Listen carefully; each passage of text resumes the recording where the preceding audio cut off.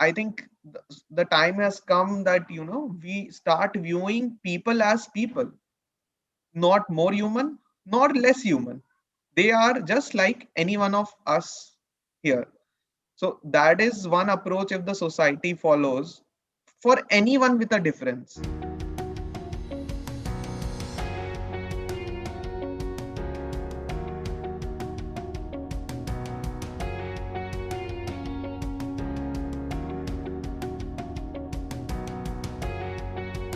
Welcome, Vineet. Welcome to the next episode of the Guiding Torch. Okay, welcome to all the listeners. Today we have Vineet, who is a founder of Atypical Advantage, a talent platform for persons with disability. It connects corporates and individuals to talents who are looking for livelihood. Vineet got diagnosed with retinitis pigmentosa at the age of 16, a rare genetic disorder that causes loss of vision due to a breakdown or loss of retina cells. What makes this condition worse is that there is no cure for this disease in our country. He is an alum of IIM Bangalore, and from running marathons, cycling, trekking to leading multiple projects in the retail chain Big Bazaar. Vineet had democratized shopping for persons with disabilities in terms of accessible store, shopping assistant, and silent hours during his time with Big Bazaar. Welcome, Vineet. Thank you, Amit. Trekking, cycling, I've not done for the past 7, 8 months. I've grown little fat and healthy in the lockdown.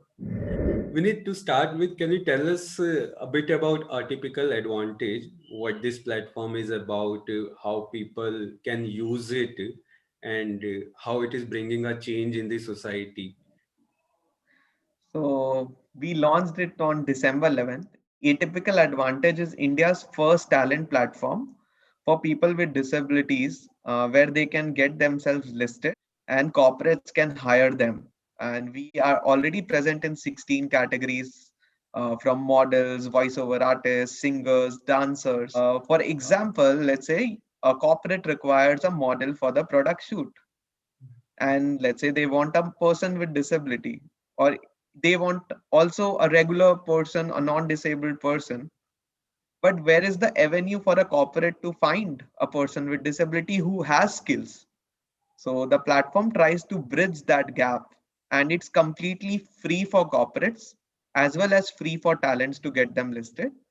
There are essentially four verticals. One is the talent vertical, where we are present across 16 categories. And in the first week of the launch itself, we have 210 plus talents with disability signed up. We have mentor circle, where anyone who is good at something could mentor people with disabilities. We also have stunning paintings and art made by people with disabilities on sale, with like a end-to-end payment integration and last mile logistics being taken care of. A lot of NGOs and individuals struggle to sell their products, uh, and so we are trying to keep their products, giving them the marketing know-how and enabling them to sell it to a wider audience across the country. And in the first 2 weeks of the launch itself, we have like all major corporates signing up for hiring. We closed in on selling off a lot of paintings. We had like people booking foot massage and a blind person going and giving the foot massage. And we are getting a lot of volunteers and people who are coming forward to mentor. And the best piece about the platform is a lot of work which has gone here is a lot of voluntary driven work done by different people. And Atypical Advantage is probably born out of love of all of these people who have given their services and skills. Yeah, So it's providing the opportunity to be honest to the people which are not being seen by the society to some extent in a way. So, and the disability does not make them incapable of doing something. It's yeah. just a In physical. fact, our tagline, Amit, is disability is not an excuse. For a person with disability, we say that, hire based on skills. If you have the skill, we have the platform. Similarly, we tell the corporates and event management companies, agencies, and individuals that look at the skills of people, forget disability. And if you find the skill, look at their portfolio and transparently book the talent. And since there is no money, you virtually cannot say that you are not hiring because of disability. Hmm. And look at the skill based approach, and I think that would provide the required dignity for a person with disability also, and also for the corporate, because they would feel that they are hiring the best talent. Yes, Vinit, like you were telling me that in the last 2 3 days you received the orders of big paintings from the big CEOs and CXOs around India, and sold a quite good number. I think 4 or 5 paintings going into lakhs, and received a good anonymous donations also for your platform, which you have not expected it, to be honest, which gives that encouragement. And within the first 2 weeks, so many media houses, Mint, Midday, across the across the multiple media houses and getting that coverage. So how does it feel? And from here, where do you want to take a typical advantage? What are its short-term goals, and 5 years down the line, 10 years down the line, where do you see this going?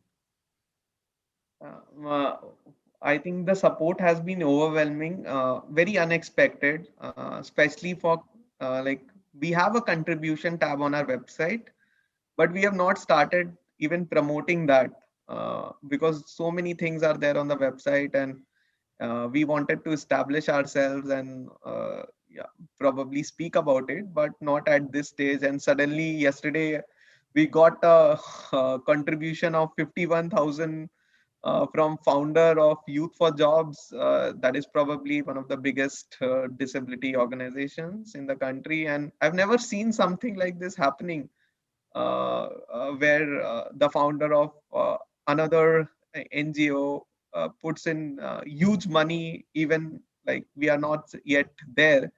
Same across so many media houses also, because there was strength in the story. A Yes. lot of them actually covered it, which was very overwhelming for a platform which has just been 2 weeks. I think today is exactly the second week running, and that I think that was something very special. And we got a message from Atul Sateja, who is the CEO of Give India. It's a big massive organization, and probably one of the most respected organization in this country. And they wanted to commission a art, and the painting, it's a map of India, and that was our first commission work, done by Ajay Jayaprakash, who is a person who actually lost his legs in an accident. And he was so excited, and he was thanking the platform, thanking the people, and he did it from his heart in less than 4 days. I think it's incredible work, really, and that just reflects that we have scratched the tip of the iceberg in the disability sector, in anything. And going forward, we want to list at least 5,000 people with disabilities and provide them employment at scale every day of the year in the most open and transparent way possible. Yeah, Vinit. Wish you all the best for your future plans. I'm sure that you will be able to achieve your targets in a very short span of time itself, looking at the promise that the platform provides. So, Vinit, you have done so many things, even with your condition like marathon, cycling. Might not be doing it from last 8 months because of COVID, but before that, marathon, cycling, trekking, now starting your own company, doing an MBA from IIM Bangalore, the dream institute of many people out there. So, from where do you get your motivation to do all these things? What motivates you? So, to be honest, Amit, I was a very competitive individual. When I was cycling, for me, it's about the timing. I've cycled more than 5,000 kilometers, and I used to take part in endurance cycling races. One of the premium cycling races, Deccan Cliffhanger, which was a 643 kilometer non-stop race from Pune to Goa. And when I used to run marathons, I was very conscious about my timings, that no, I need to complete the marathon in 2 hours 15 minutes or 2 hours 30 minutes, same with I am Bangalore. I think that was just an extension of my competitiveness. um, I was just telling you that I was also in that rat race of till a very long time, uh, maybe till 26, 27 years, like virtually, I think you can say that till, so I'm 30 now, and I can tell you that maybe till the age of 28 I was in that rat race. Hmm. First, because of my eye condition, because I always wanted to prove to the world that uh, I could achieve something, do something.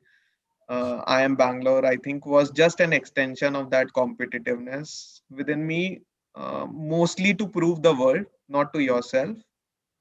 As such, same with my cycling and marathon, because, for example, being a person with disability, you'll see that a lot of people try to, uh, let's say, I cannot run. It was just about sending a signal to the world saying that, oh, you can run despite having challenges. So I cycled 5,000 kilometers, as I told you, and I was always after my timings. Again, that point was also to prove that world that people with disabilities can run faster or cycle the best.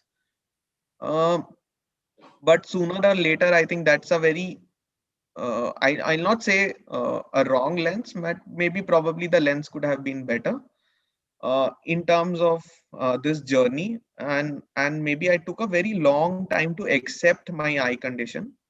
I never used to go outside my house.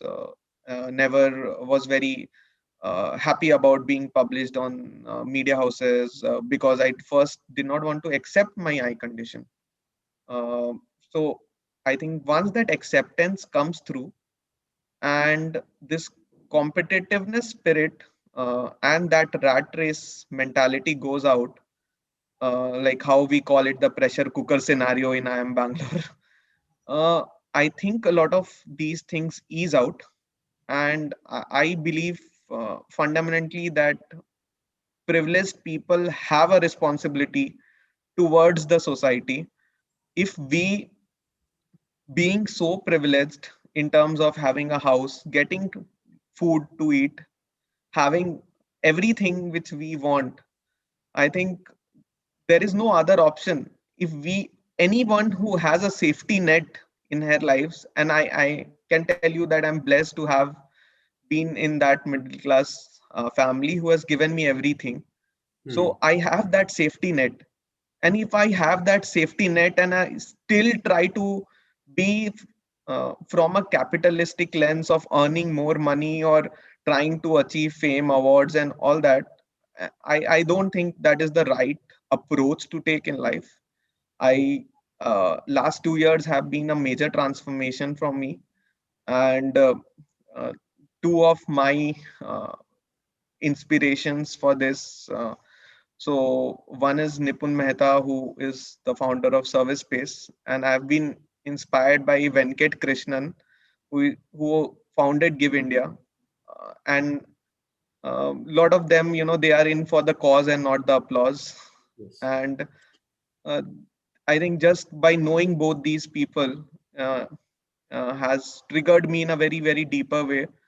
Uh, and I'd gone Vipassana.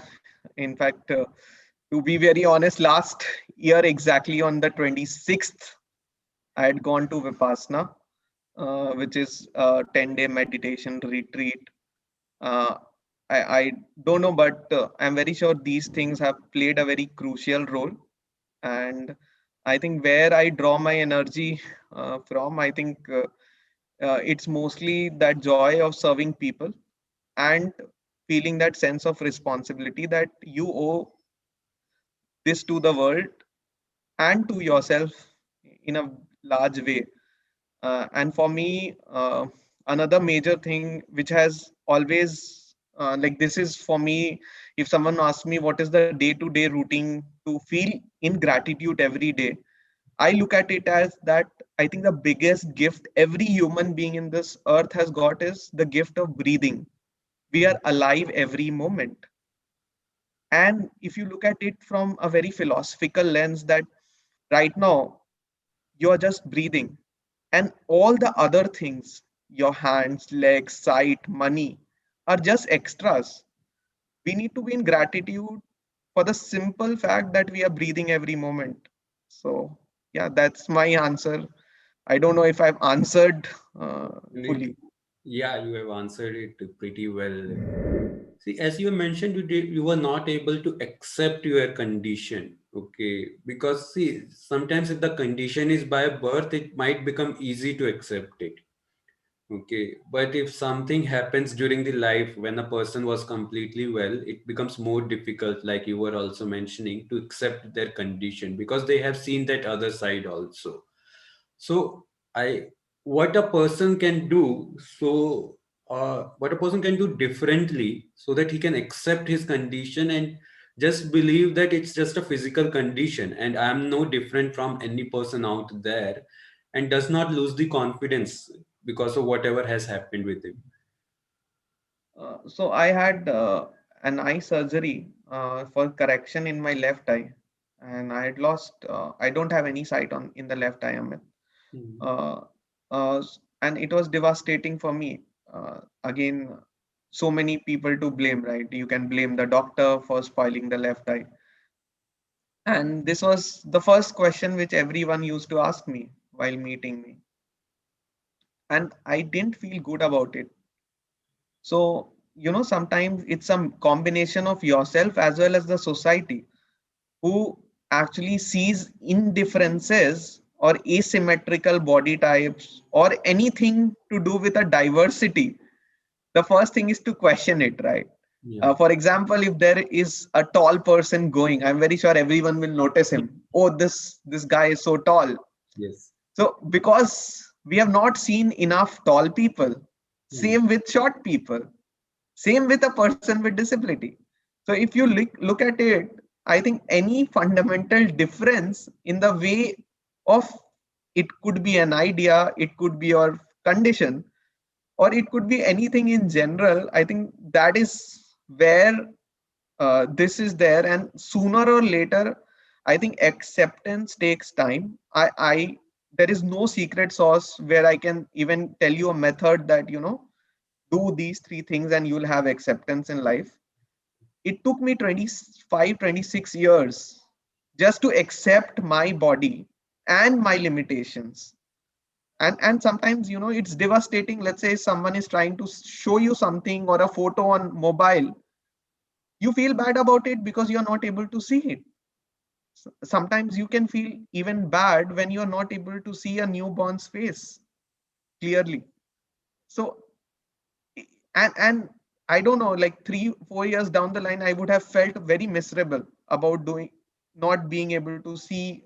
Let's say I am in love with Sachin Tendulkar and his cricket, and I was not able to watch him bat uh, in his last inning, and these things were there. So you can feel miserable at every point of your life, but I am sure that once you just accept your condition, and again, I'm telling even to your viewers that it takes time, and give that time. There is no problem. I think it's your own self discovery process.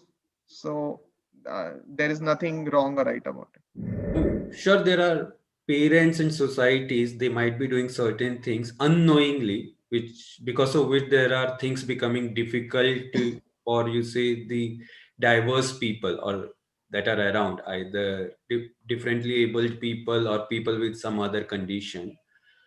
Okay, so what are the things that are being done unknowingly by the society to make things bit difficult, which you feel? See, I think the biggest message here is for me is society should not view anyone from a more human lens, saying that, oh, this guy is inspirational, let's say because of his disability. He has a sixth sense, or he can hear better. Uh, and then you take these guys in a pedestal. It could be anyone. So more human lens or less human lens, saying that okay, they are becharas, or sympathetic lens, saying that okay, let me help them. They are a person with disability.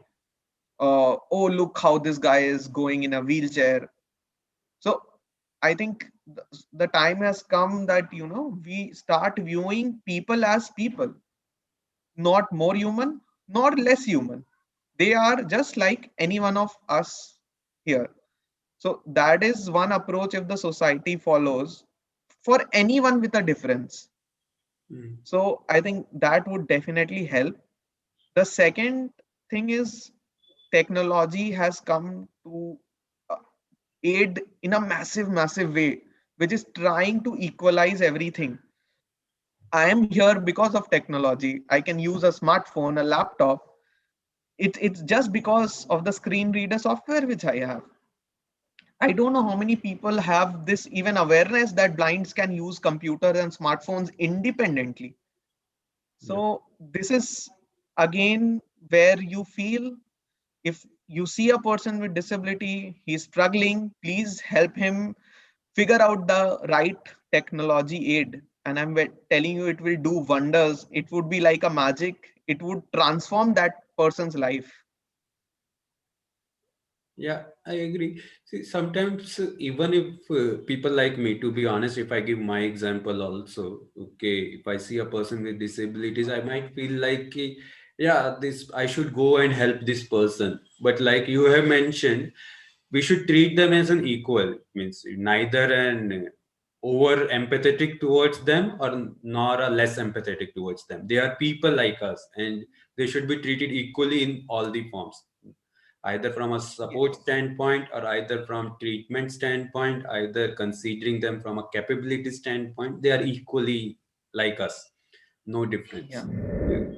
So Vinith, what is the advice that you would like to give to the people who are visually impaired but preparing for higher education and corporate world out there? Uh, See, first, the world is brutal. The world is very difficult. It might be more difficult for you. So accept that as a fact. Don't try to again maybe be on that ranting spree that the world is unfair. I think the world has always been unfair, not only to people with disabilities, but any marginalized group or any group in a matter. So we obviously can look at it from two ways. One is either change the world, saying that we unless the world becomes equal, we'll not do our bit. And the second way is do our bit, whatever is in our limitations, understand our limitations, and do our level best. Uh, and the third thing is there is no shortcut to hard work, success. And again, it's also how you define success. I don't think defining success from a very monetary standpoint of view is good. I think success, at least for me, is to serve people and just be in gratitude every day for whatever I have. So people, especially people with disabilities who are watching this, um, I think that be prepared to struggle, be prepared to work hard, and at the same time just do your best. There are no shortcuts here uh, for you as well as for a non-disabled people. There might be places where the world looks more difficult to you. World is unfair, no doubt about it. You have to work hard. So at the end, it's as simple as, I think, do your best and leave the rest. So if you're just trying to do your best, I am very sure you'll find good people, good places, and figure out your own path. But you should have your satisfaction that you have tried your level best. Thanks. Thanks, Vinith. Thanks for speaking to us. It was really nice talking to you. Thank you. And the people who enjoyed listening to us, please like our video, comment on it, and subscribe to our channel. Any last thing, Vinith, you would like to say? No, thank you, Amit, for inviting me for such a lively discussion. And I think please be in gratitude every day for whatever you have. I think that would be your anchoring light. Thank, Thank you. thanks, Vineet.